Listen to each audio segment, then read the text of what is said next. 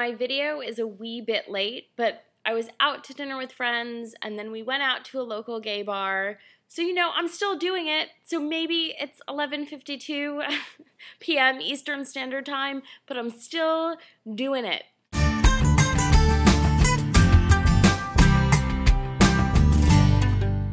Topic is, who were your influences, in terms of being gay or whatever have you. I know some people said that their influences growing up that made them feel better, made them feel like they weren't alone, weren't necessarily gay.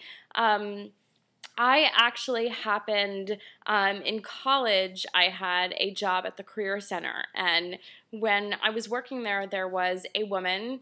She was gay, and she was actually married, quote unquote. It's not, I went to college in Florida. It's not legal there. It's still not legal there, but she married a woman, and I just remember when I was trying to figure myself out and trying to kind of put together the pieces, I would always go into her office and have someone to talk to, and, it was an incredible thing to have, and I don't think she'll ever know how much she influenced me to just be comfortable and just know that there's other people out there that were gay and were happy. And I saw this picture of everything I wanted. She had a wedding, and she was in love, and she was happy with her career and happy with her life. It was just one of these things where I was like, that's what I want. And she just influenced me so much because I felt comfortable.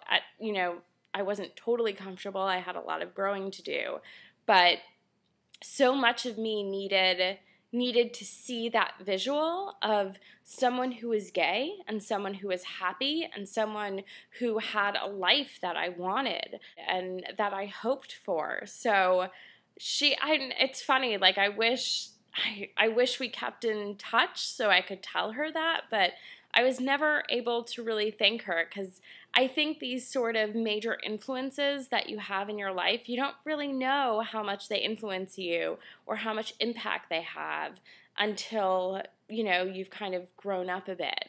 But I'd have to say she was a huge impact on my life, and so many times I used to go into her office and just like advice, same thing that the beaverbunch kind of does, where it was someone that if I had questions or if, I had insecurities, she was there. And it's important. So if anyone comes up to you and asks you a question or kind of picks your brain on this stuff, feel comfortable, or try to feel comfortable sharing it, because you never know. You never know that one day they may grow up and be so thankful that you were there.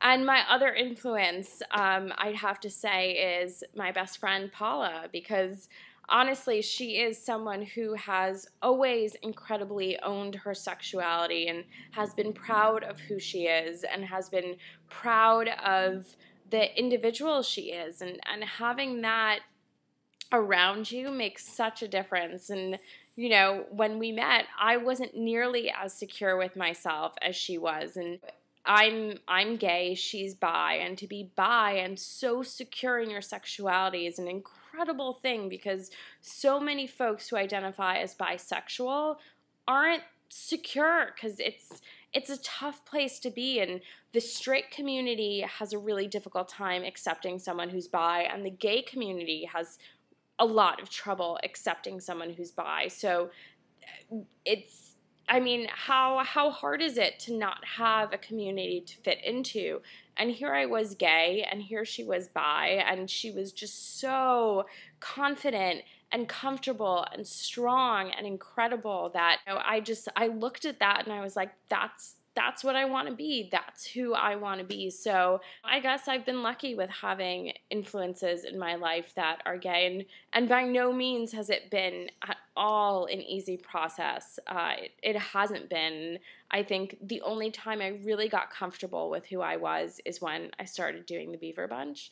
So it's ironic, as much as we help you guys, I think you guys help us equally as much. So You guys are our influences, and if we don't tell you that, we should. Each one of you, everyone who writes in a question, everyone who says, thank you for doing this, and all of you, every single person that watches these videos have been a huge influence, because I know I wasn't as comfortable going into this as I am now. So a huge thank you to you guys. And on that note, I'm going to head out. It's almost 12 p.m. I have to pack. I'm going home to Florida for the weekend, so I will see you guys next week. Mwah. Bye, everyone.